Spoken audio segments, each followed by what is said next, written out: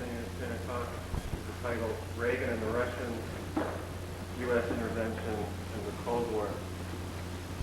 If I can, I'd like to only momentarily come back to The that. nature of capitalism that it must expand. A no-growth capitalism, as some of our more naive ecologists have argued for, is a contradiction in terms. The reason you invest is to accumulate. And your accumulation of capital has no purpose or meaning unless you can mix it with labor to yet increase your wealth further.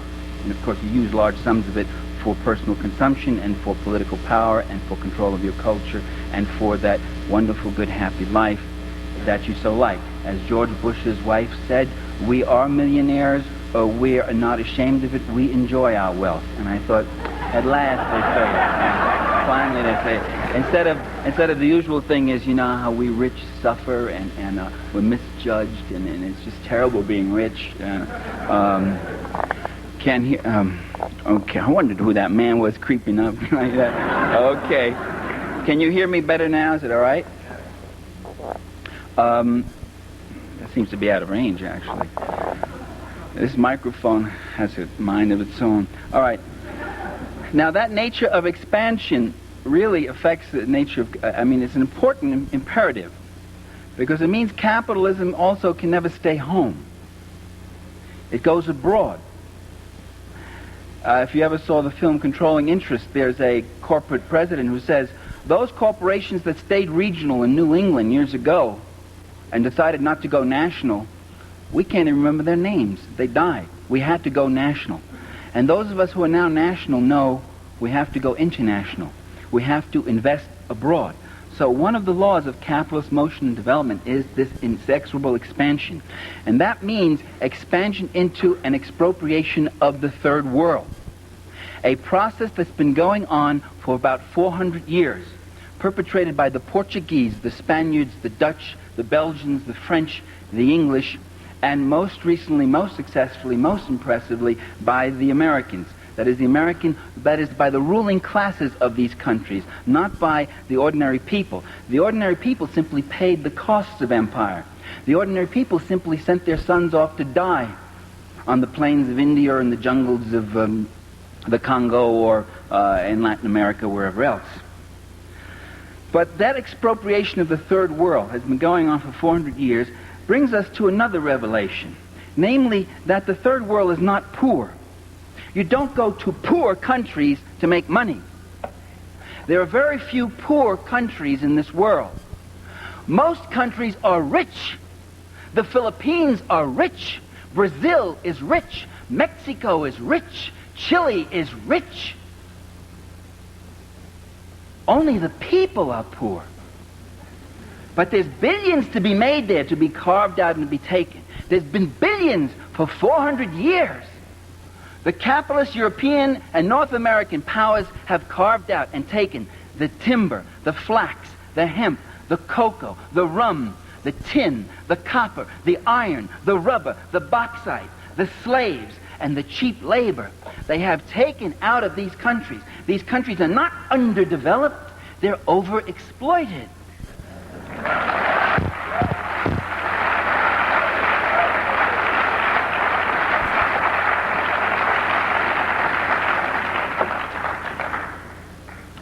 One of the countries that had a great deal of Western capital in it was Tsarist Russia. Mostly English, French, some German, some American, including one Herbert Hoover, who with Leslie Urquhart, famous British millionaire, owned the Russo-Asiatic Corporation, which, if the Russian Revolution hadn't happened, Herbert Hoover would have been one of the richest men in the world. And years later, when he was President of the United States, in 1931, when 1/3 of this country was unemployed, when people didn't have enough to eat, when people were driven to the edge of desperation, President Herbert Hoover said to the San Francisco Examiner, he said, "My greatest ambition in life is to see the overthrow of Bolshevism in Russia."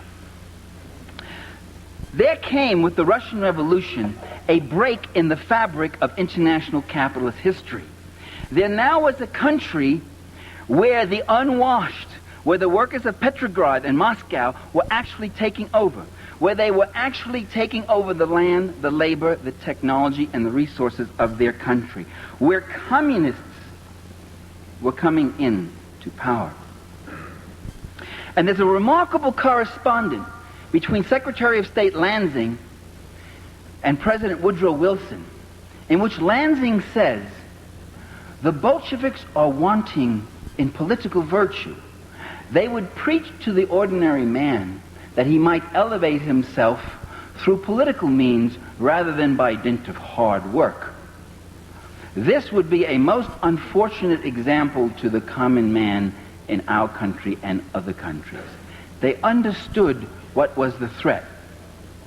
The Americans themselves, the American ruling class, had very little cap, didn't have all that much. I told you about Hoover and a few other speculators, other people like that. But they joined in with 14 other nations to invade the Soviet Union, to overthrow the socialist government that had just been put in after the Tsar was overthrown. That process of invading a revolutionary country is still happening before our eyes. If you want to understand those years after the Russian Revolution, just look at what's going on in Nicaragua. Invasion, either by directly with troops from your own country, or by using surrogate troops, and they use the white armies and the white generals, the white guard armies. Embargoes, isolation, withholding food supplies, sabotage, encirclement, refusing diplomatic recognition. These are the methods that are used, and these are the methods, time-honored methods, that are being used right now by Reagan against another revolutionary government, which is Nicaragua.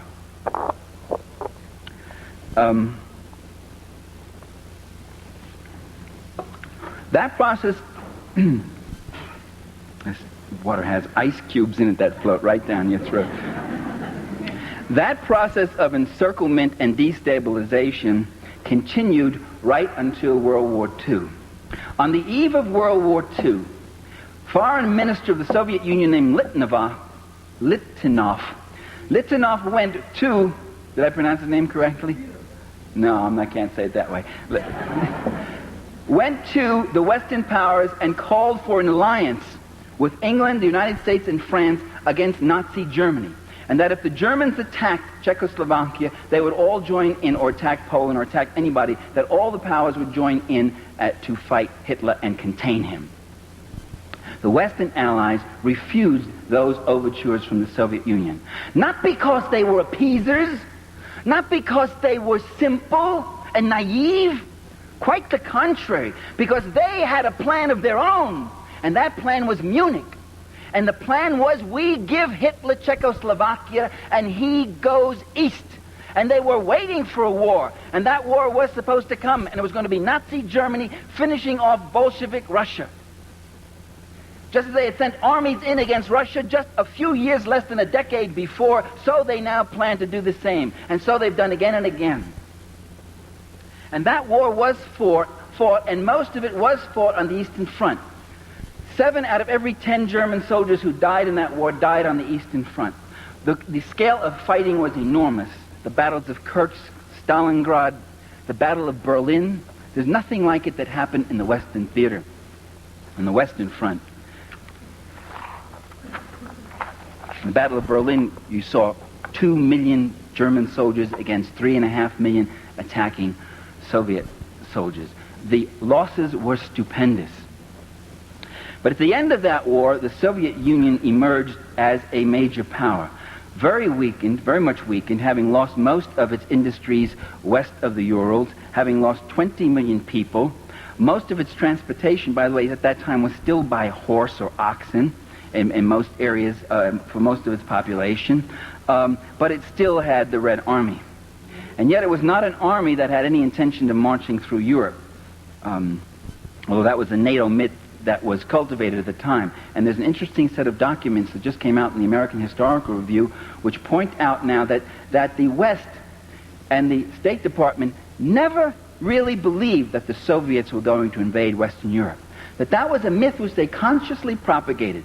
They knew that after an exhausting war, the last thing the Russian people would ever go for, or the Russian leaders themselves would ever go for, was another war. There was no sense, they had no interest in such a war. The war they fought against Germany was defensive. and they wanted to rebuild their country. That was a myth that was consciously propagated, that if we don't stop them, if we don't build NATO, if we don't double, triple, quadruple our defense forces, the Ruskies will be marching under the Arc de Triomphe. The point of all of what I've said so far is just to point out to you that the Cold War did not begin in 1947, but it began in 1917. That the Cold War has been going on even before the Russian Revolution, in the sense that the U.S. has been consciously, and other Western countries have been consciously suppressing any kind of revolutionary forces. When Ronald Reagan says that we've got to stop the Sandinistas and overthrow them because they are an extension of Soviet power, we might ask ourselves, we've been in Nicaragua 11 times, and at least 5 of those times there was no Soviet Union. We've invaded Costa Rica, we've invaded Haiti, we've invaded Mexico, and there wasn't the Soviet Union. We invaded these countries long before there was a Soviet Union. It's not that they're surrogates of the USSR, but that they are developing revolutionary movements which will bring a competing social order, one that will use the land, the labor, the resources, technology, and capital in a different way, for social need, communally, for non-profit, public sector development, rather than for private capital accumulation. This would mean the death of capitalism, of that class with its power and privileges, with life as they love it, and hold it, and will fight tooth and nail to defend it. As Mrs. Bush said, we enjoy our wealth. The U.S. empire at the end of World War II replaced Britain. The Brits were eased out of Iran. British oil companies were replaced by American oil companies. British sugar companies in Honduras were eased out by American sugar companies. And America also picked up the tab. America built a basis, an American empire, over 2,000 bases around the world, including about 300 major ones. American fleets are on every ocean. American planes fly the skies over every continent, almost. And so we see enormous investment in the Third World, and with that enormous investment since World War II, an enormous growth in poverty. Now that's unusual, and that really goes against the accepted ideology, which is that attract investments in here because that'll bring prosperity and jobs, all that sort of thing. But what investment has brought to Haiti is the immiseration of the small Haitian farmers. What investment has brought in Latin America and most other countries has been the displacement of the peasantry, their proletarianization. They're being thrown into shanty towns to suffer poverty wages or chronic underemployment. What investment has brought with it also is increasing illiteracy, sickness, disease, poverty, and a dislocation and disfranchisement. A growing foreign debt and indebtedness, growing investment for cash crops. By the way, that's what the whole Mexican Revolution was about. Was the land going to belong to the Mexicans so they could grow beans and alfalfa and feed their people? Or was the land going to belong to the big sugar companies and latifundio owners so they could grow sugar to export as a cash crop to make more money, to yet make more money, or coffee or whatever else? And with that growth, with that investment comes a dislocation in the structure of the third world country, so that the whole infrastructure of it gets built around capitalist extraction, capital extraction. The economist Ray Brown, when he went to Cuba before the revolution, it was in 1958, he was there about a year or so before, was impressed by how every major road he saw went from a sugar plantation to a refinery to the seaport. While there were whole communities without roads, that couldn't get to doctors, that couldn't have schools, couldn't see a priest, the sugar companies had their roads. And when you send foreign aid to those countries, 9 out of 10 of those dollars goes to build the infrastructure, to subsidize the capital investment of the private corporations, or to pay for the police and the army of that country, not to defend it from foreign invasion, because Uruguay is not going to invade Bolivia, because Taiwan isn't going to be invaded by the Philippines. But they need those big armies to defend their rulers from their own people, because those people are in such a state of immiseration. So that's where our foreign aid goes. And as someone once said, foreign aid is when the poor people, that's us, of a rich country give money to the rich people of a poor country.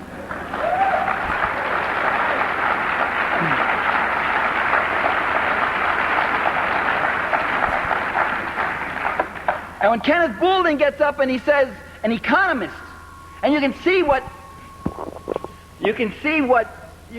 when you get brilliant people like Kenneth Boulding speaking so naively, you can see the troubles you get into, the swamps you go into, the baby talk, silliness you get into when you think without Marx, when you think without class analysis. And Kenneth Boulding says, one of America's leading economists, he says, empire is irrational because it costs more than what we get out of it. The British, it cost them more in India than what they got out of it. The American investment in the Philippines is only about $3.5 billion, but we had to give them about $6 billion in aid. It costs us more than what we get out of it. And that's when you think without a class analysis, because as we know, as you're going to know before the evening's over, that it's very profitable. Because the people who have the $3 billion investment aren't the same ones as the people who pay the $6 billion. As Thorsten Veblen said back in 1909, and Boulding should have read him even if he is a Marxist, as Veblen said, the wealth that's extracted from imperialism goes into the coffers of the select few, whereas the costs of empire are paid out of the common treasure of the people. And so it was with the British Empire in India. It was the Brits, the ordinary working people, who paid for the cost of empire. It was the Bank of England and the East India Trading Company that got the cream. And so with the Philippines, right? Of course, with a good skim to your collaborator, your comprador there, what he got just in shoes.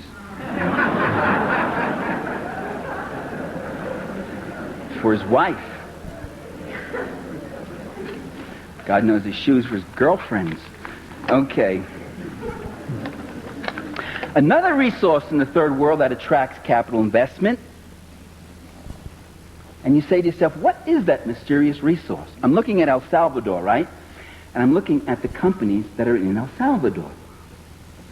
And I look and I see Pillsbury, Procter & Gamble, U.S. Steel, Continental, ITT, Firestone, Ford. I'm saying to myself, wait a minute, what the hell's in El Salvador? A little sugar, bananas. What are all these companies doing there? What they're doing is they're manufacturing everything from energy rods to baking powder, from auto tires to computers. They're in El Salvador because of a very precious resource in El Salvador, which is the cheap labor, which is paying people 50 cents an hour. Instead of having to pay auto workers $15 an hour up here. You go down there and you pay them 15 cents or 50 cents an hour. That becomes a very attractive thing. And you go to South Korea. New York Times had a story about the South Korean farm girls who work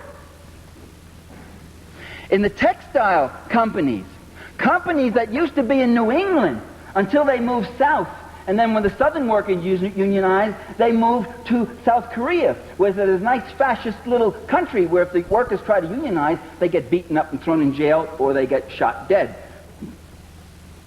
And the Korean farm girls in those textile compounds are working for 18 cents an hour. 18 cents an hour for 12 hours a day, 7 days a week. No time off. And if you want a day off, you work a double shift if you want to go see your family again on the farm. And they live in compounds. That's the Industrial Revolution. That's 1870s. But that's big profit.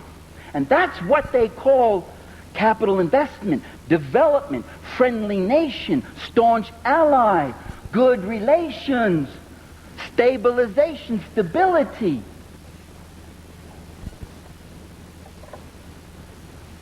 And General Motors, when they tell you, ladies and gentlemen, that they've got to pave over Detroit and they've got to close down factories because the cars aren't selling as well as they should, what they don't tell you is that in the last 10 years, General Motors has opened up a dozen new factories in other countries for the reasons I've just talked about. So here's another resource. This, in fact, is the key resource, the resource which is the source of wealth, along with natural resources, which is labor. Because one thing about labor, it's one of the commodities of production. It's the one commodity that does not use up its own value entirely in that process of production. It creates wealth. Now there's another development, though, that's come with all of this. And that other development is that revolutionary movements have been emerging all around the world, these competing social orders. And so they must be targeted. Now the United States has given a number of reasons for why, Ronald Reagan has most vividly recently, for why we must go on with our military buildup and our intervention in third worlds, why we must attack countries like Nicaragua, why we must oppose guerrilla movements in El Salvador, why we must try to overthrow Afghanistan, Angola, Mozambique, Guinea-Bissau, and various other countries where the forces of social change are taking place. And the reason they give is the freedom of the people there for democracy. We are in Central America to defend democracy. Well, a moment's reflection would raise some serious questions about that hypothesis, because it becomes clear that in fact the U.S. government has a record in recent years of overthrowing democracies. In Chile, Salvador Allende, elected in a free and open election, was overthrown. 10,000 people were executed. Tens of thousands of others were driven into exile. Others have been put in prison. And you have one of the worst fascist dictatorships, all with the support of the United States, which after Allende's election cut off all aid except to the Chilean military. In Guatemala in 1954, the Arbenz government was instituted, and Arbenz legalized all student organizations. Students were very powerful. The first democratically elected president of Guatemala. Arbenz legalized trade unions, opposition newspapers, and then he started doing some very dangerous things. He began to nationalize the unused land of United Fruit Company. And that's when U.S. corporations and the CIA went in and overthrew Arbenz. And that's a matter of public record, by the way. The CIA, the Eisenhower administration, admits that. Eisenhower proudly boasted of how the CIA overthrew Arbenz, because he was a serious leftist influence. And so with Mossadegh in Iran, so with Goulad in Brazil, so with Bosch in the Dominican Republic, so with a variety of other democratic leaders, at least 6 or 7 in Latin America, who were overthrown and generals brought in with the aid and assistance of the U.S. government. So it can't be that we're there to foster democracy. We seem to also make war against democracies. And in addition, we support some of the worst dictators. If Reagan is really against tyranny, if he really hates tyranny, why doesn't he send freedom fighters into Paraguay or Chile or South Africa? Why doesn't he start sabotaging there, putting a squeeze on them? In fact, the whole fight with Libya might be less of a mystery if you understand that really the worst thing about Colonel Gaddafi, who is a kind of a strange guy in some ways,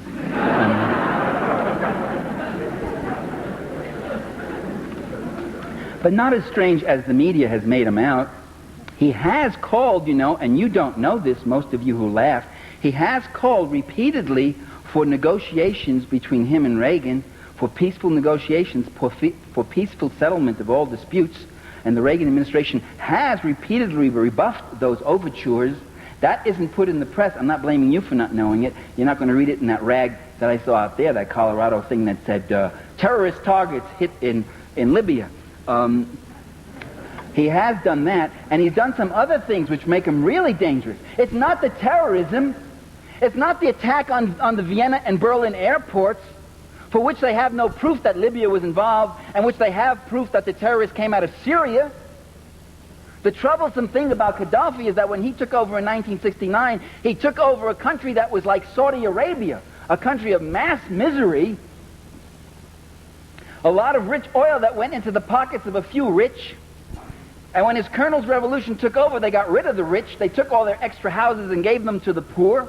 They put out a land reform program. They put out a public free school program. They started a national health medical program, something that we Americans still don't have. The Libyans have it. He planted 40 million trees and started massive irrigation and ecological reclamation. These are some of the things that Gaddafi did, and that's a dangerous example to the Arab world. He took a bigger chunk of the oil revenues and reinvested them into the needs of his own people, and the per capita earnings of the Libyan people are the highest in the Arab world, the highest in the third world. You didn't hear that in the media, did you? You didn't hear that on Dan Rather's Tonight. That's what's dangerous about Gaddafi.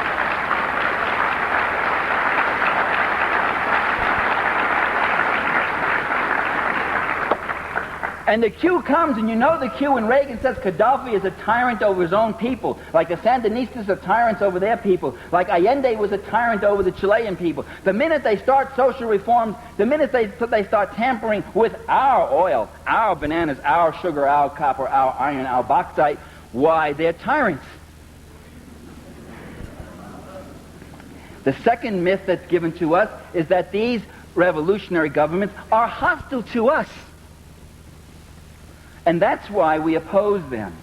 Right-wing dictatorships get along with us. They're friendly to us. Why is that, though? What is it about right-wing dictatorships that make them so friendly? What are they being so friendly about? What is the community of interest that they have? I'd already explained it, I believe. It's a common class interest. And the left-wing guys come in, but they're hostile to us.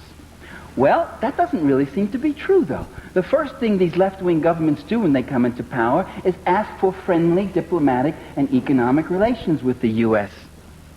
Certainly that's what the Sandinistas did. They honored the debt that swindler Somoza ran up, and they asked for closer economic relations. That's what the Cubans want. Every socialist country, from a huge power like the Soviet Union to a small power like Vietnam or Cuba, to a mini-micro power like Grenada under the New Jewel movement, every single one of them asked for more trade, normal political, economic, and diplomatic relations with the United States. Not necessarily out of love, but because they saw it in their self-interest, because their interest was to develop their own economies and to have peace and security on their borders, to invest less in military defense. There was even an article on that in the New York Times in which Fidel Castro makes that point. We want to spend less on our military defense. It doesn't make sense to the Cubans. Why must they go 16,000 miles away to Japan to buy school buses? That's where the Cubans get them. They go 16,000 miles away when they could buy them right from Florida, 90 miles away. Why must they get their medical supplies from China and Czechoslovakia when they could get them from the U.S.? Cuba has the largest import tonnage costs of any country in the world because of the U.S. blockade, a boycott. So it's very much in their interest to cultivate friendlier relations. There's a substantive thing there, much firmer than love. No one's claiming they love us. And love, after all, you know, is a volatile emotion. It comes and goes. Much firmer than love is self-interest, and therefore the basis for some kind of normal relations with those countries. No, my friends, it's really the Reagan administration that runs with terror whenever there's a first sign of friendliness from a socialist or revolutionary country. Reagan, as Tom Wick has said, in regards to the Soviet Union, for instance, in armaments, Reagan will not take yes for an answer.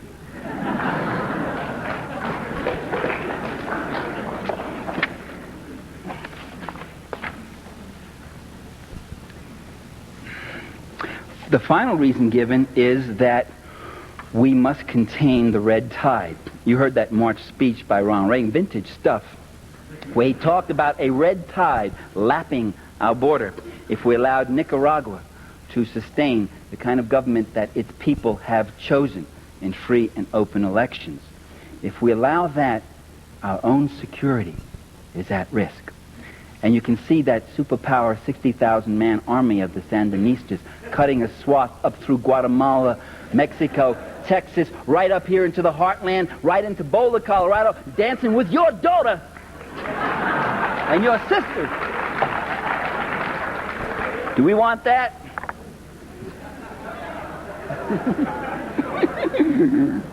I hear they're good dancers. The image of that tiny nation of 3 million being a threat to us, you know, it reminds me of the Vietnam War. We used to hear that same stuff. We say, if we don't fight them in the jungles of Vietnam, we'll have to be fighting them on the shores of California. And Walter Lippmann said, the image of the Vietnamese getting into their little PT boats and coming across the Pacific and taking California is an insult to the U.S. Navy.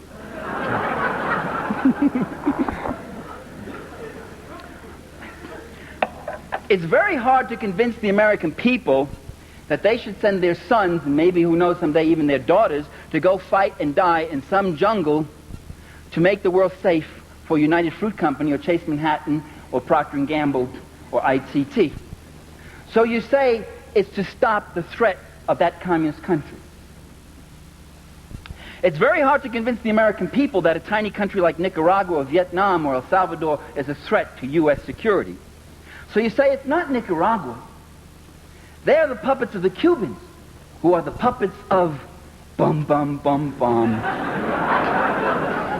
The big red bear in the Kremlin.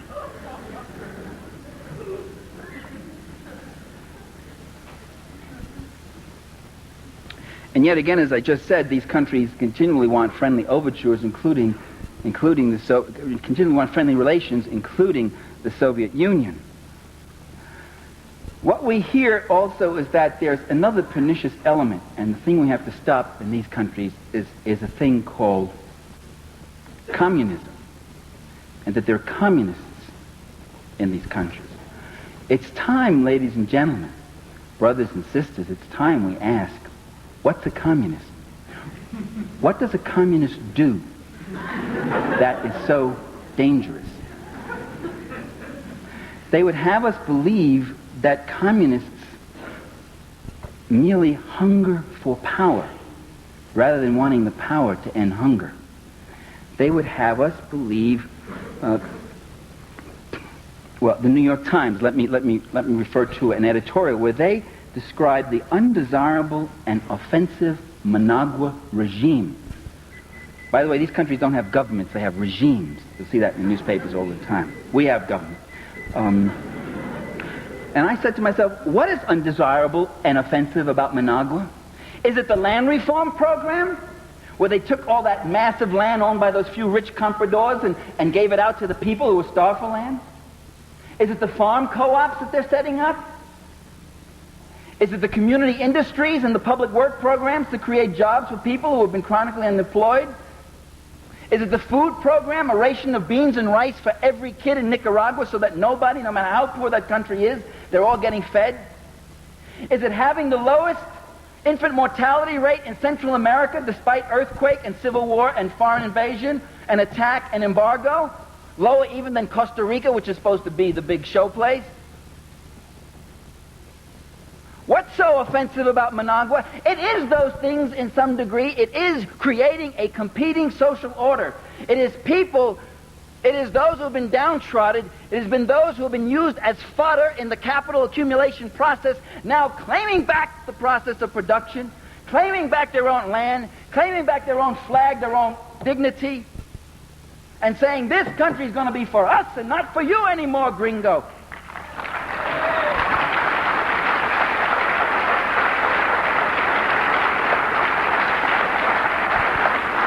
And that's the communist program, and that's what communists are. I had somebody up in Vermont say, she got up, and she was one of those trust funders who works on peace a lot, and she said, oh, sorry there. She said, people are saying that the Salvadoran guerrillas are communists, but they're not communists. They're just ordinary peasants. So why are we fighting them? The implication being that if they were communists, it would be okay to go in and pulverize them. And I pointed out that, well, look, at least in the FLM and the Front, there's at least two of those five groups, at least two, I'm not sure about all of them, but at least two of them that would not deny the label communist. They would say, yo soy comunista, you know, they'd say it. And they would say it proudly. And what does it mean to be a communist? It means to fight and devote yourself to the people. If communists, if we leftists, if we Marxists, if we revolutionaries, if we progressives, if we all we want is to hunger for power, then why do we side with the powerless? Then why don't we toady up to power? Why don't we take the road of the Henry Kissingers and the Daniel Patrick Moynahans and the Ziggy Brzezinskis and the Eugene Rostows and the McGeorge Bundys who toady up and mouth for power? When Henry Kissinger was made National Security Advisor for Richard Nixon, Nelson Rockefeller gave him $50,000 as a going-away present. As Nelson Rockefeller testified himself before the Senate committee when he was being appointed Vice President of the United States. And they asked, and the senators, well, they really went at Rockefeller really hard. They said, why'd you do that, Mr. Rockefeller? And Rockefeller said, well, giving's always been a tradition in our family. Giving. They cast their bread upon the waters and more came back, didn't it? He was saying to Henry Kissinger, Henry, I brought you out of Harvard. I brought you out of that Center for, or whatever that was, Strategic Studies, because I liked the books you were writing, and you were writing them for me. Henry, you remember you're going to go work for Tricky Dick, but you remember who you belong to. And that's what hungering for power is. It's climbing, like the political climbers and careers have done in every country in the world. And we on the left don't do that. We stand out in the rain. We stand out on the picket lines. We put our jobs on the line. We risk our careers. In many cases, we even risk our physical safety and our lives in all sorts of countries. If it's power we want, why do we take such a circuitous route? If it's power Senator Garland wants, why is he standing back there? And 70 years standing like a legion.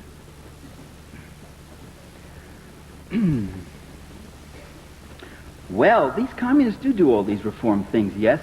And liberal columnist Richard Cohen in the Washington Post says, and I think I've heard it about 800 times from different people, we ought to copy what the communists do. Why are we always on the wrong side? Why do we go into these countries and find ourselves on the side of the big landowners, the sweatshop owners, the big corrupt generals who run little prostitution rackets on the side and all that stuff? Then why are we with that element? Why don't we capture the hearts and minds of the people the way the communists do? Why don't we copy their techniques? What are their techniques? Well, communist techniques are very well known. Just the things we just said. They go into the village. They do land reform. They try to bring clean drinking water. They pay for the food they take. They try to help the people organize themselves. That's what they do. But if we did those things, we not only would have stolen their program, we would have become them. Because that's what they were doing. That's the thing we're fighting to prevent. Not we. That's what our government and our ruling class is fighting to prevent. That's why we always go in on the wrong side, because the wrong side is the right side for the class interests of this administration and every other administration that's occupied the White House. So it is the heart of U.S. policy, ladies and gentlemen, to use fascism to preserve capitalism while claiming to be saving democracy from communism. Now, the Soviet Union is a serious problem for world capitalism. First, it's the strongest socialist country. As the strongest socialist country, it is a major target. Second, it has assisted other revolutionary movements, mostly just diplomatically, politically, morally, but also sometimes with material aid. Not much, but rather substantial aid in the case of Vietnam. So, one goal is to try to contain the Soviet Union. The dream is finally to roll back the events of 1917, to undo history, to bring back that time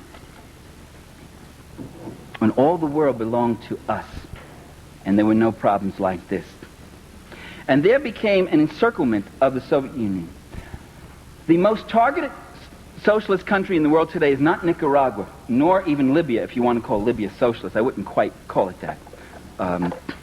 It's got an erratic leader. He does immature things and says immature things, but he's also dangerous from a class interest, but I still wouldn't call him socialist.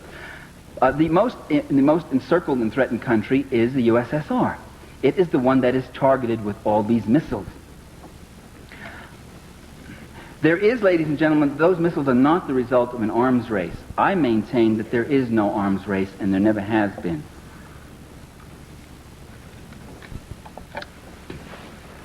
A race,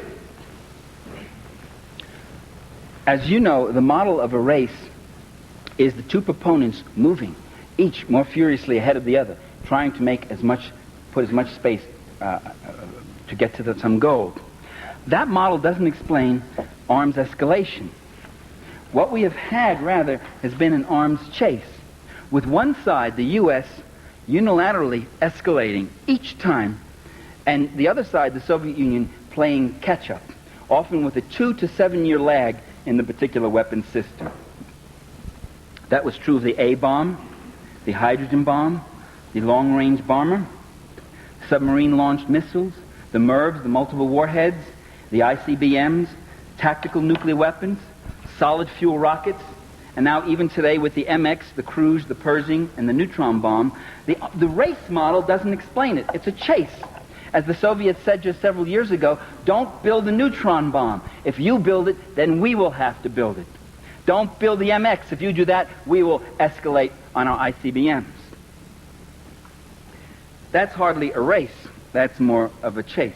The other side, asking that this escalation not take place, and then when the escalation does, it reluctantly moves on and enters it also. Reluctantly, I say, because the arms race has had a tremendous damaging effect on the Soviet economy. Every time they have to build another tank, that's one less subway car for their subways. In the USSR, any city that reaches 1 million people gets a new subway built in it. Every new missile means that much less quality consumer goods. It also, by the way, has the same drain on our country, but it's not as evident given the kind of country it is. The arms race here, the defense spending is, of course, an enormous shot in the arm to the owning class in terms of profits, guaranteed cost overruns, fat contracts, and so forth. The Soviet Union has a capital shortage, unlike the U.S., which has a capital surplus. And so, therefore, there's deprivation. The Soviet Union has a labor shortage, unlike the U.S., where there are 20 million people underemployed. It has a smaller industrial base, so to match us, that's a greater drain on it. It has scientists who would prefer working in the civilian sector because their work in the military sector remains anonymous. Managers who would have management jobs in the civilian sector. In short, it has a number of rational reasons why it would like to diminish the arms race. As Gorbachev has said again and again, we have a lot of building in our own country. We have never had a normal year in our history. We have had foreign invasion, revolution, invasion again, forced collectivization, etc., armaments race, and we would like to have some normal years. Again, not necessarily love, but something much stronger, which is self-interest.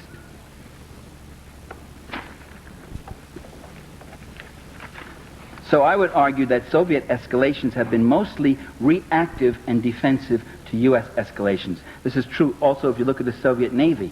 It has, until very recently, no aircraft carriers for attack and amphibian actions. It now has one. It's had a few mini carriers. The Soviet fleet is built almost entirely to tracking the U.S. fleet, to see where it's going.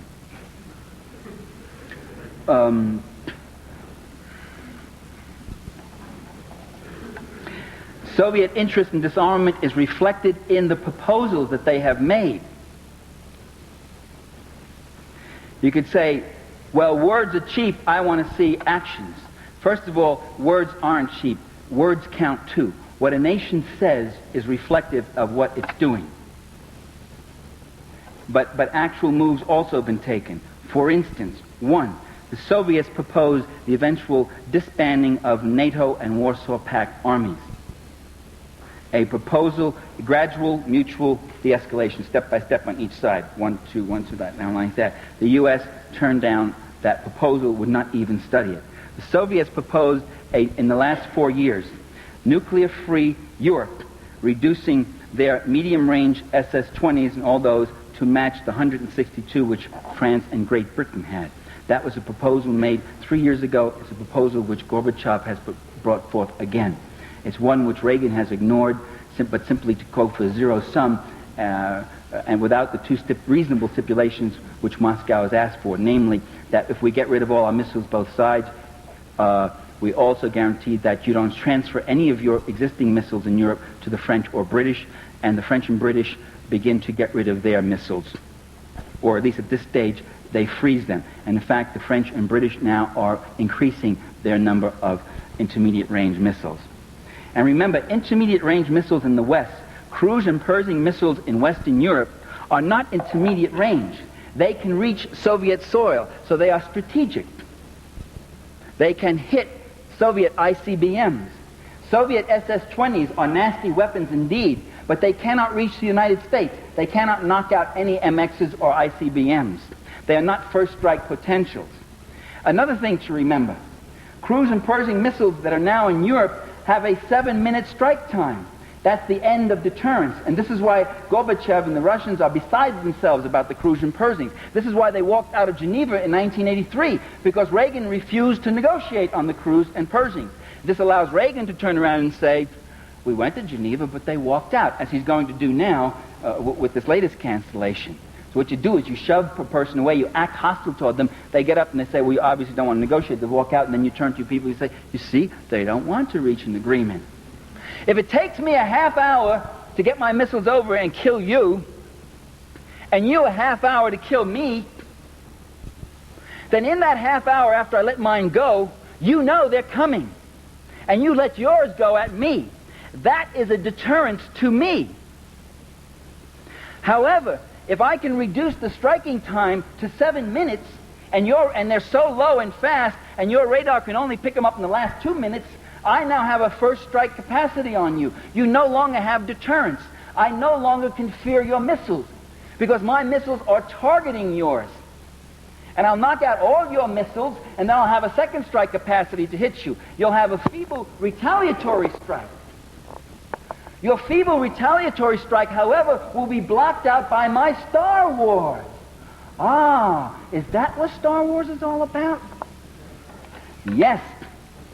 You see, the criticisms about Star Wars are largely irrelevant in that area. People have said, scientists have said, it's a ridiculous project. It's going to have to work the first time and work perfectly. Only if the Soviets launch their 10,000 missiles at us in a fit of peeve one day, they say, let's destroy the world, and they send the missiles at us, only then will Star Wars have to work perfectly. But if the function of Star Wars is to be a shield against a feeble retaliatory strike of the Soviets after a first strike by the U.S., then Star Wars becomes much more effective. And Ronald Reagan himself let the cat out of the bag last year when he said, it doesn't have to work perfectly in speaks and all. They've got him away from the platform and all that. Because they explained it to him just that morning at breakfast. And it is...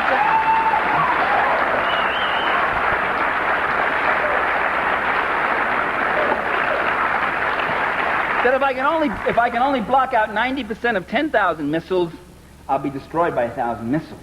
But if all the Ruskies have left are 60 or 70 missiles, and I can block out 90% of those, then only 7 or 8 will hit us. And that is called acceptable collateral damage. How do you like that? For 1984, 20 million, anywhere from, they estimate, from 4 to 20 million. Acceptable collateral damage. But we would have won one for the Gipper, eh? There are nuts in the Pentagon who think like this, ladies and gentlemen. They get big fat military pensions too, and they get big fat salaries, and they got big boards all lit up. They think like that all the time. But short of starting a nuclear war, the grand design is to have a first strike capacity that so puts the Soviets under the gun again that we'll be back to 1947, when we could brandish that weapon around, and they would have to retreat. They would have to concede. They would have to pull back in fear. We'd be back to 1962, the Cuban Missile Crisis, when Kennedy sat there and thought of a strike against the Soviet Union. And they realized that Khrushchev really had only one, possibly two ICBMs that could reach the U.S., and it would only reach the northeast corner of the U.S. But they estimated that this might cause 1 million, 2 million casualties, and that would be politically unacceptable. And so they discarded any idea of a nuclear strike against the Soviets. That one missile may have saved our lives. So it's not true that the missiles just build up blindly on both sides. They're caught in this irrational race. That it's just something in man's nature for war. I loved those songs, but there was something about the politics in one of them that didn't ring right with me. That it's just people caught up in this meanness and killing for killing, when are we going to reach our senses? That's not true. That's not the way it works. It's not something that comes in here. If it was something in our nature, why would they have to draft us? Why would they have to use press gangs and drag us in?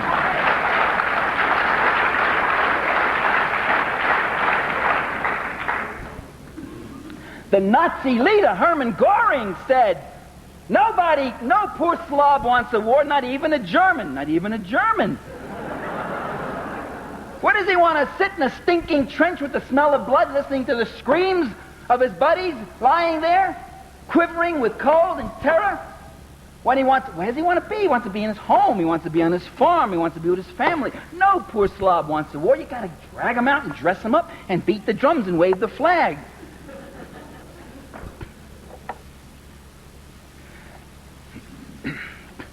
Within the last 4 years, the Soviets called for the banning of weapons in outer space before the United Nations, a resolution that was voted 124 to 1. Who was the one?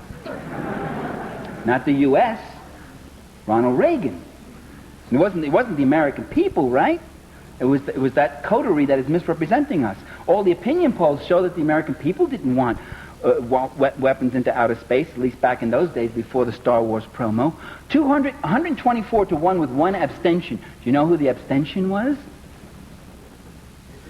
No, it wasn't Israel. It was Margaret Thatcher, who, as we all know, is Ronald Reagan in drag.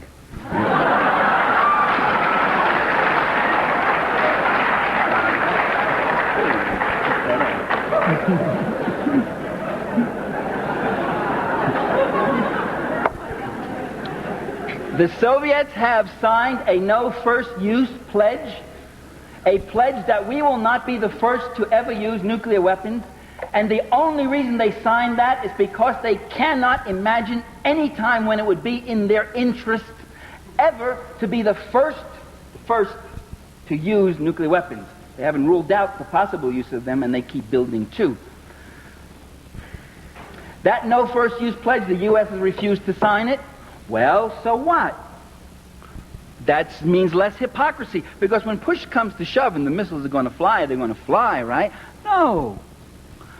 What nations say is an indication of their interests and their strategies to some degree. Sometimes there's lies and deception. The U.S. cannot sign a no first use pledge because no first use, because they have threatened, every administration has threatened the use of nuclear weapons. It's part of U.S. foreign policy. That's what Star Wars, that's what First Strike, that's what Cruise and Pershings are. Is to gain dominance again over the socialist countries, over the third world, by having nuclear superiority. The U.S. threatened first use and thought of using nuclear weapons at Khe Sanh during the Korean War. Eisenhower did. Nixon thought of using nuclear weapons at...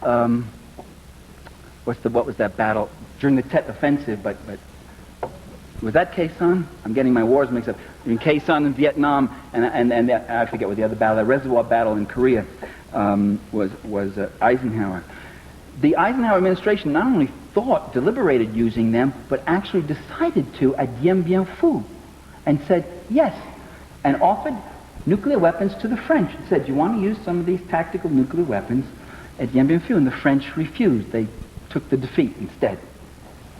So they were quite ready to use them then. And any number of occasions, by the way, the use of nuclear weapons, the Kennedy administration and the Cuban Missile Crisis seriously considered the use of nuclear weapons against the Soviet Union, as I mentioned before. So it is a part of policy. It is one of the weapons that are to be used to maintain imperial hegemony, to keep history from happening, to keep people under the gun. So if they signed a no-first pledge, they could no longer threaten using the weapons. It would show them to be hypocrites and liars. They signed the pledge, and here they are threatening to use the weapon. And if they signed the pledge and threatened to use the weapon, this would undercut the credibility of the use of the weapon. Or if they signed the no-first pledge, this would undercut the credibility of the threat of nuclear weapons. And the value of those weapons is the threat. And by the way, it may not be that the U.S. is ready to destroy the USSR. Their ultimate plan is really to get such a superiority with Star Wars, cruise, Pershing, and all that, forward attack, planes and submarines and everything else, that they will just be able to dictate terms, as I was saying. And first use pledge would certainly not fit into that scheme of things at all. Therefore, the policies are not really totally symmetrical between Moscow and Washington. The Soviet Union, this is one of the best kept secrets in the United States. The Supreme Soviet in February of 1981 voted unanimously to endorse a mutual, bilateral, verifiable nuclear freeze that was virtually identical to the ones which were passed in those 20 Vermont townships and voted in 9 states and endorsed in hundreds of towns and cities in America. And its wording was almost word for word the same pledged. The Central Committee of the Communist Party of the Soviet Union that same month voted unanimously to endorse a nuclear freeze. The U.S. has, in fact, ignored any proposal for nuclear freeze despite a massive movement involving millions of people in this country, probably the biggest mass movement in such a short time in our history was the nuclear freeze movement. You don't realize, some of you are too young to realize what history you're making, You don't realize, but it's incredible. It dwarfed. In its numbers, it dwarfed the anti-war movement, at least for the first 5 years. It dwarfed the civil rights movement. It dwarfed the union movements and struggles in the 30s. And the sheer numbers of people who signed up, who marched, who demonstrated, who wrote letters, who pledged for nuclear freeze, it was a mass movement. And the Reagan administration simply ignored the whole thing. Didn't exist. Wouldn't hear of it. Wouldn't consider it. It didn't fit into their very rational plans of a different kind of world. The Soviet Union has called for the reduction of ICBMs. The Reagan administration refused to negotiate it, or totally ignored that offer in 1982, and ignored it again when, more dramatically, Gorbachev came up and said, let's not negotiate it, but let me give you numbers. A 50% cut, both of us, right off the top. Let's start. With total on-site inspection, by the way, another change in Soviet policy. Total, complete on-site inspection under any conditions you want. Come on in, look anywhere you want about this sort of thing. And the U.S., again, won't take yes for an answer. Ronald Reagan won't. The Soviet Union had a unilateral and observed and is still observing a unilateral moratorium on anti-satellite weapon testing. The Soviet Union called for last year cuts in conventional forces, again, NATO and Warsaw. The Soviet Union unilaterally observed a moratorium on underground nuclear testing and has called for a total ban of all nuclear testing, because Gorbachev knows that if you stop nuclear testing, that's the end of the development of nuclear weapons. You can't develop nuclear weapons if you can't test anymore. And Reagan knows that also, and so he's ignored the proposal. The Soviets unilaterally, last year, as you know, said we will not test for the rest of this year. And the Reagan administration said, oh, that's because they do all their testing early in the year, and they've got them all done already, but we still have a few tests.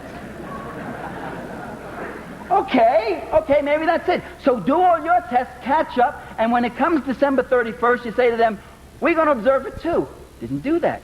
January 1st came, and Gorbachev said, we will extend that moratorium several more months. And the U.S. said, oh, they extended because they don't test in the cold months, January, February, March. They don't test then. Although they supposedly do all their testing in the early part of the year. I don't understand that one. And then when they extended the moratorium yet a bit further, the argument was, this is a propaganda ploy. They're trying to appeal to the American people. And we, in order to reach the ultimate point of getting rid of nuclear weapons, will have to continue testing right now. And what was a masterful a masterful phrase of double think. I mean, that was an actual quote. I wish I had it. I couldn't find it in my materials on the plane. What I'm arguing here, ladies and gentlemen, is that U.S. foreign policy is not foolish, it's not stupid, it's quite rational. When someone says, what are we doing? We're opposing guerrillas in El Salvador and we're supporting guerrillas in Nicaragua. That's quite rational. Because the guerrillas in El Salvador want to change the social order, and the so-called guerrillas, they're not guerrillas, they don't live with the people and build their base in the country. The mercenaries and contras who are attacking Nicaragua want to bring back the old order. There's a very rational system. They're not foolish, they're not confused, they know what they're doing. It is to defend the class order, to make the world safe for hypocrisy.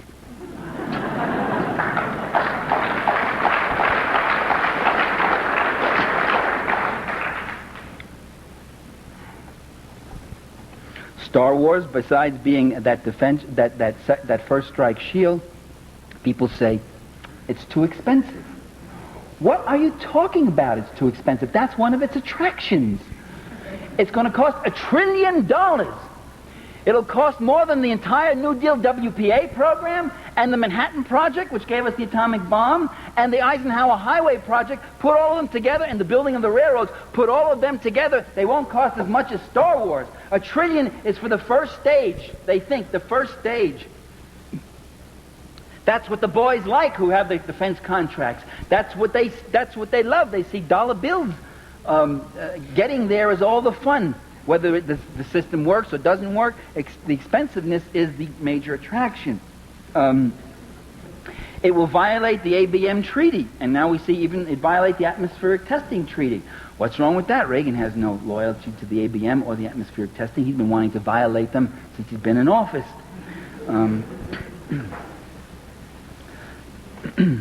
Now, having said all this and giving you this picture, I would like to add something else. That the ruling class rules, but it doesn't rule quite in the way it wants to. That in fact, we must not be overwhelmed by these facts or this analysis, but we must be enlightened. We could understand why they do these things. Ronald Reagan is not stupid. He gets confused. He goes to Ecuador and says, it's wonderful being here in Colombia. You know, I mean, he does things like that, and he muffles on questions. Reagan, though, has been the most successful and rational and persistent president that I have ever seen in office in every single area, whether it's NLRB or busting unions or cutting human services or his treatment of the environment, he is, or defense spending or foreign policy, he has advanced, or the appointment of reactionary judges, every single area, defunding the left, whatever. He has not left a stone unturned. He has advanced and pushed persistently. He has a cohesive goal and program. It's the goal of Cap Weinberger and Pat Buchanan. It's the goal of the radical right, and he has been rather successful at it, but not completely, because at the same time, in the years that Reagan has been in office, the protest has grown. Democratic forces have grown. Changes continue throughout the world. Peace forces in the Soviet Union. By the way, there are massive peace forces. Millions of people marched. The Leningrad Peace Committee. There were photos of these people marching with these banners. No missiles east or west. And again, you should make a distinction between a country which supports and encourages a massive peace movement and a government like ours which derides it, red baits it, ignores it, or puts it down. A nuclear freeze movement. Democratic forces have grown in power since Vietnam. Do you realize that Ronald Reagan has not invaded Nicaragua? I mean, do you realize, as I said before, that the United States has invaded Nicaragua 11 times and has actually occupied Nicaragua 3 times, including for periods of as much as 10 or 13 years, and the Marines went in there and burnt huts and killed people and raped and murdered and dismembered people? Coleman McCarthy just had a column in the Washington Post of a 78-year-old guy who said, I was in there when we were fighting Sandino back in 1928, and when I got out as a young kid, I had nightmares for years after. I shot innocent people. We saw guys getting their genitals cut off and tortured. The Marines did that. Do you realize that? Do you realize today the United States has a striking power, a deployment power, a force, a delivery power That's 1,000 times more powerful than anything Calvin Coolidge had. And you got a president that's 1,000 times nuttier than Calvin Coolidge, who would like to go in there, who wants to go in, and yet he hasn't. Well, what's held him back? It's the democratic forces. It's the same thing that kept Nixon from using nuclear weapons in Vietnam, as the story came out when the Pentagon Papers were released, or not the Pentagon Papers, the White House tapes, where they were afraid of what the disruption and the reaction of the people in their own country. It's the democratic forces in this country, it's the democratic forces around the world, it's the Nicaraguan people who are armed and ready. He could go in and carpet bomb it with B-52s, not lose a single man, and just devastate it and destroy it. But then he would have to go in with troops. Like that line in Antigone, you would make of it a graveyard and call it peace. But those troops would still find survivors, and they would have to fight them. And there would be unacceptable losses. And Americans would die in Nicaragua. And the war might escalate. And all over Latin America, people might rise up. Why do you think those Latin American leaders, those corrupt, rich, comprador, collaborationist leaders, say to Ronald Reagan, we don't want you in Nicaragua, we oppose that policy, we support the Contrador program? Are they suddenly going left on us? No, they're worried about the reaction of their own people. The losses in Nicaragua would be unacceptable. But unacceptable to whom? Not to Ronald Reagan. He wouldn't mind losing 2,000, 3,000, 4,000 American boys if he can take Nicaragua. That's no loss to him. He's got plenty of fodder. He's got it right in this room. He'll have you down there. He had 261 Marines blown away in Lebanon in one day, and he wanted to go back in with more and fight more. Those were acceptable losses to him. That was no skin off his nose. It's his class interests he's worrying about. He kept talking about the emergence of a Lebanese left and Lebanese socialism, and we must stop it. It was unacceptable losses politically. It means that there are political forces that can fight back. That it's too costly to him, not morally. So, we may be stronger than we think. And we must never believe what they try to make us believe about ourselves, that we're weak, that we don't have it, you see. Let me just close with one last little story, okay? Because I've been going too long. I've lived in Washington. I was living in Washington for about 6 years, and I was asked by some Filipino exiles in 1981, I think it was, or 82, to go speak at Lafayette Park. At the White House is right across the street from Lafayette Park. I always tell friends, I speak at the White House a lot. And with a big megaphone, and I speak at the White House. I said, you speak at the White House? Yes, I speak at the White House. With these microphones. And so there I was, speaking, And these Filipinos were so appreciative, it was so moving to me. Oh, Michael Parenti, would you speak? And so I give this speech and I talk about the Philippines. What I said to you, the Philippines are not a poor country. Only the people are poor. It's rich and they should deserve their own heritage, blah, blah, blah. And I said this whole thing and all. And here's this little band, about 200 people, about half Filipino, half American. And and I look at this, and then I look across at the White House. You know what I see? I see about 600 police. Their helmets, their guns, rockets, fists, everything, cars, whoop, whoop, all this stuff, all over there. And I see limousines, a fleet of limousines comes up. It's Marcos, President Marcos, coming up to the White House porch. You can't see the actual porch, it's blocked off, but you can see the limousines go up there to get hugged and kissed by Ronnie Reagan, because he's a great defender of democracy, this Marcos. And I see this, and I see all this display of power. And I see these Filipino heavies, the securities, they come around, they're looking at the Filipinos, like checking them out. They recognize anybody. And I'm standing there with our little, brave little band of 200 people with our signs, and we're walking around chanting. And I do what a lot of people do in this situation. I start to bleed inside. I start to say, my God, look at that power, look at that wealth, look at the force. And we got this little band of people, And then after I gave my talk, I wandered over to, we had a fence up and we had a display of pictures of Filipinos who have been tortured and found dead, grisly photos by the Marcos people.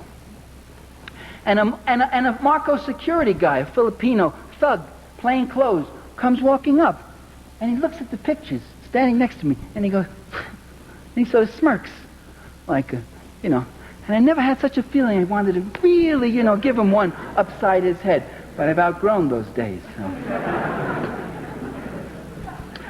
And I'm saying, look at this, they got it all, what are we going to do? And look what's happened 3 years later. Just look what's happened. This incredible transition. Democratic forces mobilized, and this Marcos just blown away. Just remember who has the source of power. When the people get it together, they have a strength like nothing seen. When the democratic forces move, the forces of reaction must retreat. And these great generals and dictators and presidentes who sit there in their big palaces with their boodle and their corruption and their bayonets and their guns and their spies everywhere, they get thrown off just as a stallion would thrown off a little fly. So we speak truth to power. Just remember that. Speak truth to power. Mobilize, organize, never be sad. Remember what the great Italian communist Antonio Gramsci said, you have a pessimism of the mind, but an optimism of the will.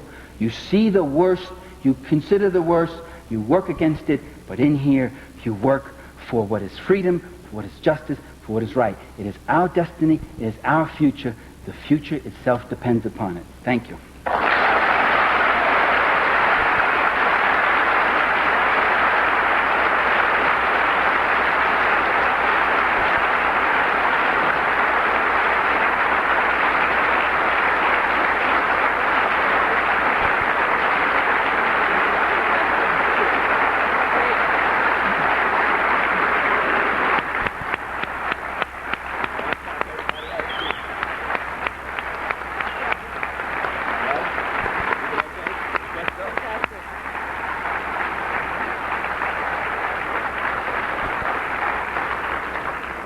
If you wish to ask Professor Parenti some questions, please come to the microphone. There are 2 microphones out here on the floor, and he'll be happy to take questions.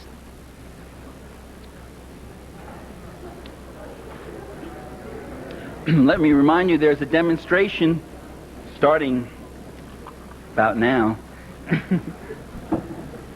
right out on the terrace after this is over.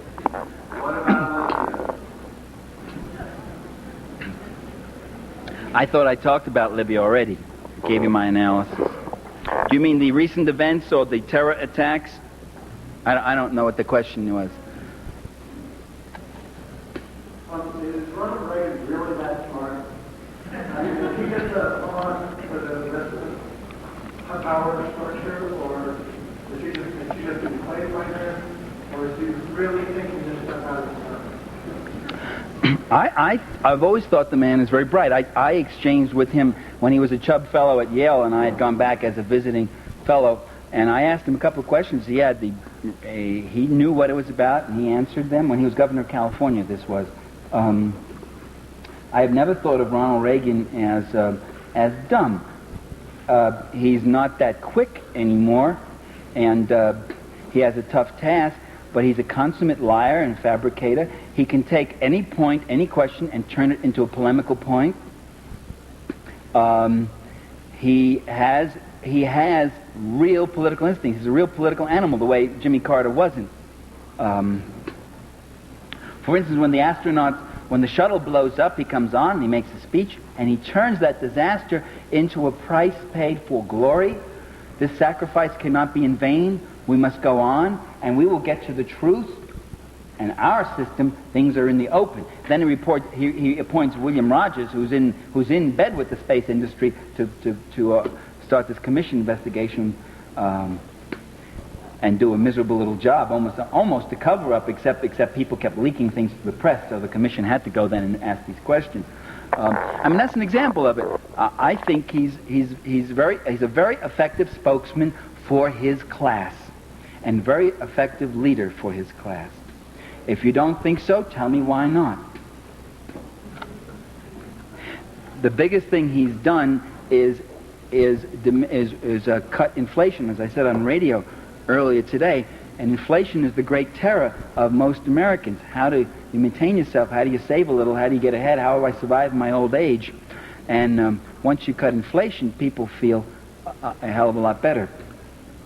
At the price of employment, at the price of the poor, but the poor are a minority, and they'll suffer more, but everybody else was voting their pocketbook.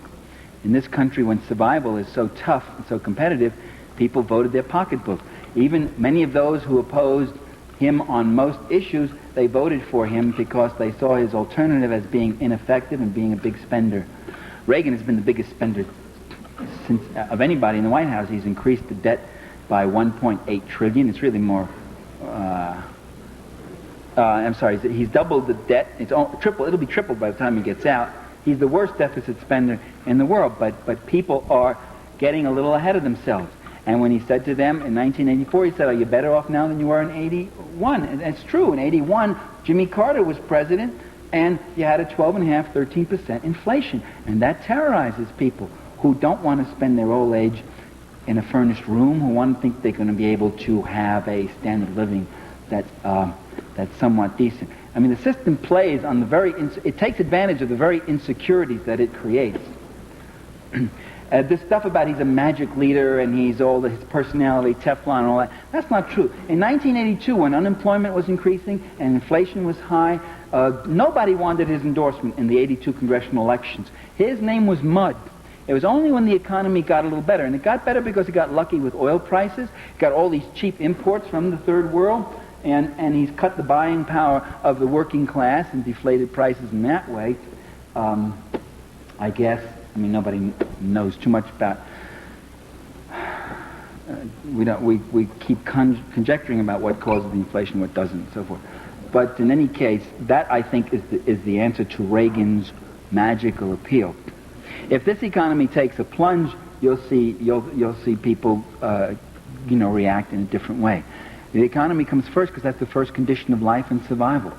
Issues like the deficit or El Salvador are secondary, although there are surprisingly large constituencies around those issues.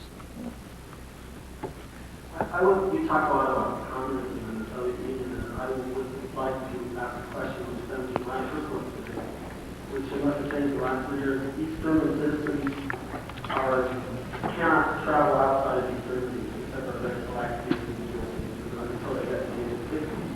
And East Germany is generally considered a communist country or ally of the Soviet Union. And I'm curious to ask, do you think that if East Germany is a communist country, does this restriction on travel in any way exist in any way necessary consequence? Well, during World War II, most of the destruction by Allied bombing was in East Germany.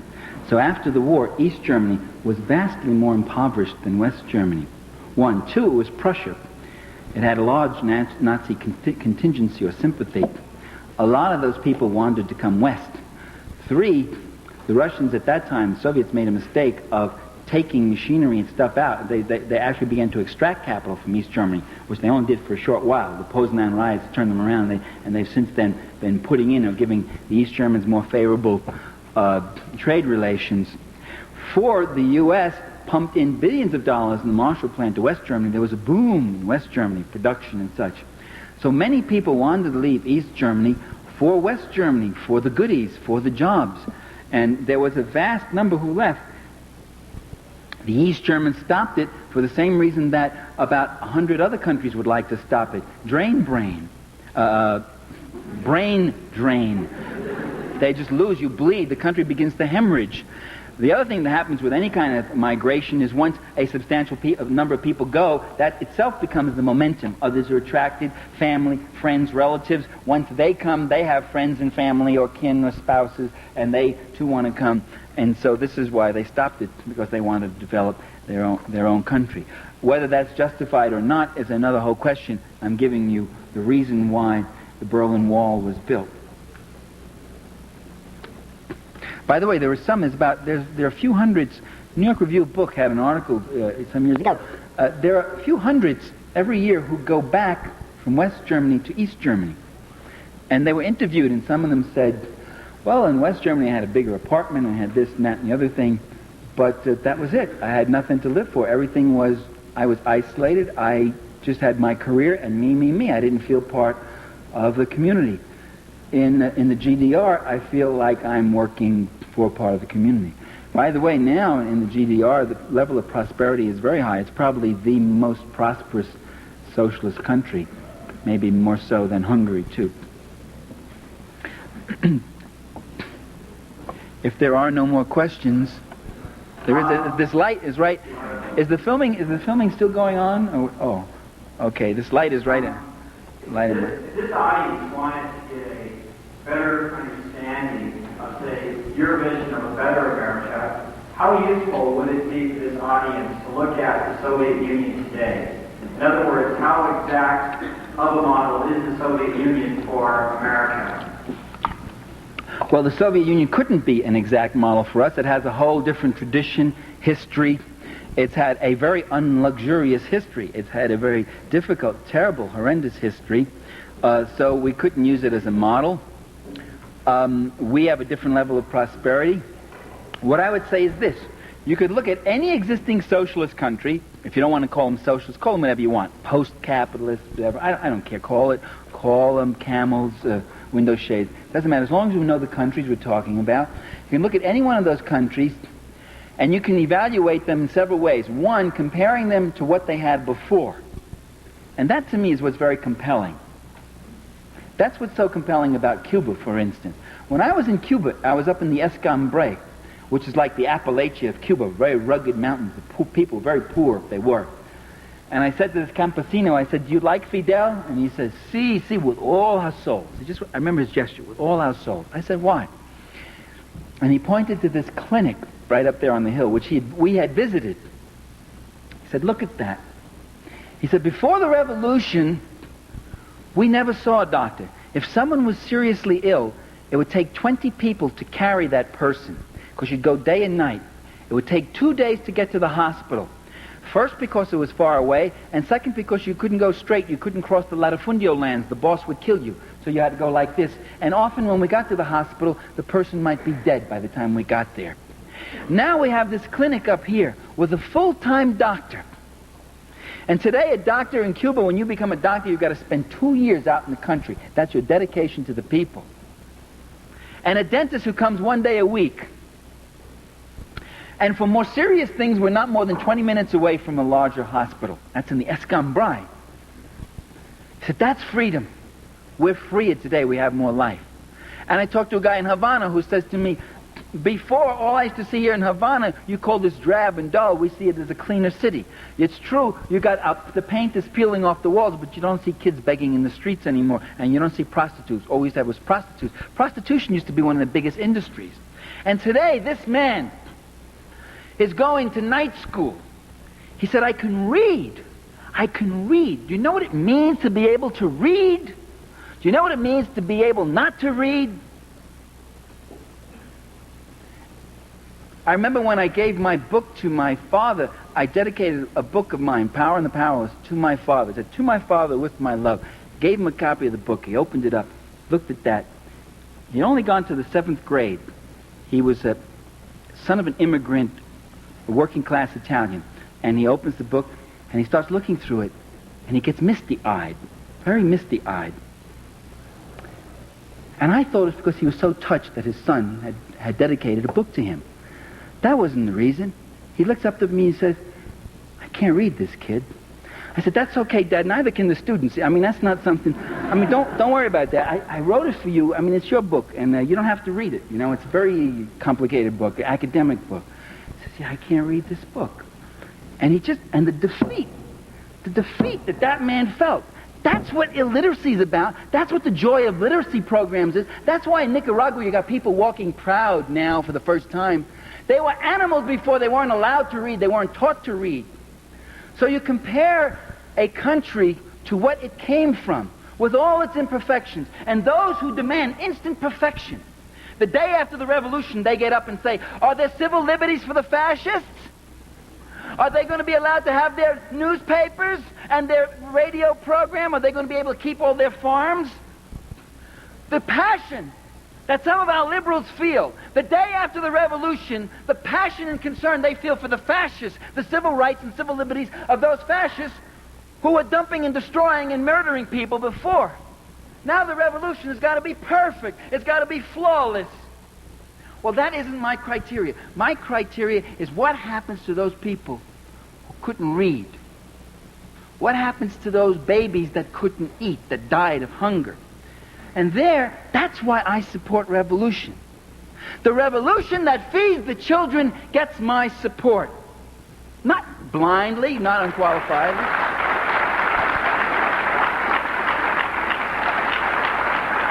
And the Reaganite government that tries to stop that kind of process, that tries to keep those people in poverty and illiteracy and hunger, that gets my undiluted animosity and opposition. So that was my answer to you. Let's not judge these countries by some abstract model, but where they're coming from. So you can judge a socialist country, one, by what it's replacing. Two, you can judge it by comparing it to U.S. society. And there, in some areas, there's a higher level of production of goods and prosperity here, although it's very unequally distributed. The poor are the fastest growing social group in America, from 24 to 35 million. That's growth since 1980. And three, you can judge a socialist country by an abstract model of what you might ultimately want. By the way, that's not illegitimate. I shouldn't have said don't impose that. That's a reasonable thing to do in a certain way. Not to damn the country and to be holier than thou, but to say that there are aspirations, there are new forms of social relations we hope we can move to someday. There are places the Nicaraguans may go if they don't have to give half of their income to their army to fight off the Contras. There's new improvements, new cultural forms, new political forms that might develop. In fact, it's fascinating in Nicaragua that there are those new political forms. So I would judge that way. And I would say that what we would do is look at socialist countries and look at the things about them that might be indeed very admirable and learn about them. The ignorance about existing socialism is abysmal on the left, too. Learn about the People's Control Commissions in the Soviet Union, how they work. Learn about the ombudsman role of the press there. Learn about the function of trade unions. William Wimpensinghe, president of the International Association of Machinists, comes back and he says, what clout Soviet trade unions have. Well, I was astonished because I had always heard they were just rubber stamps and didn't do anything. And he said, wow, what a role they play in production, in planning, and protecting the rights of workers. If we had that kind of clout, boy, we could really get results in our system. So there are a lot of things that are worthwhile, which we should learn about, which might be helpful to us as a historical experience that might be useful to us. And also look at the things we don't like and say, no, we don't want that. That would be my approach. Anybody else? Could we just have... why don't we have just the last two questions, because my answers tend to get long and it's late, and contrary to what you read in the paper, the pay isn't that good. I'm not getting what they printed. I saw those figures. That's not what I was getting. I think Sender is skimming, but go ahead.